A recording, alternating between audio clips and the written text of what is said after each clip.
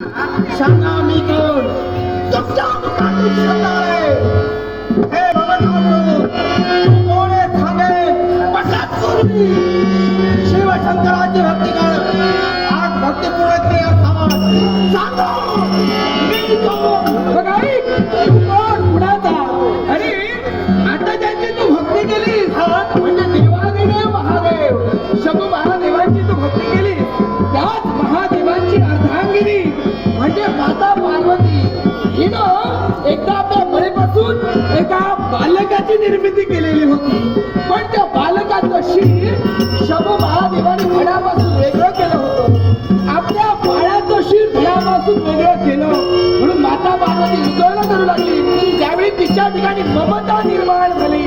त्या ममतेपासून तुझा जन्म झाला.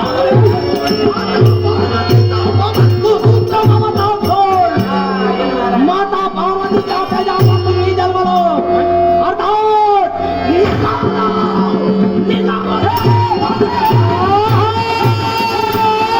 कुठं निघाला?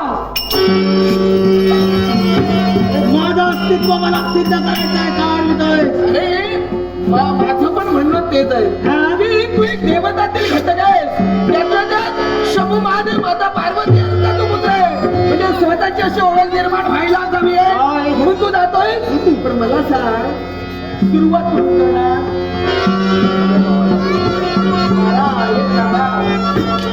नारद योग्य म्हणतात. स्वतःचं अस्तित्व सिद्ध करण्यासाठी मी सुरुवात कुठून करणार? नाही मला सुचत. माझा तुम्ही दाखवा. आहे ना माझ्याजवळ मार्ग आहे. सुरुवात कुठून आणि कशी करायची? तर तू एक देवतातील घटक आहेस म्हणजे तुझी ओळख या विश्वात निर्माण व्हायला हवे. तुझं अस्तित्व निर्माण व्हायला हवंय. त्यासाठी येतो तुझ्या जवळ असणारा तो ममता हा गुण. तुझ्या जवळ एक ममता गुण आहे. तो ममता गुण या विश्वात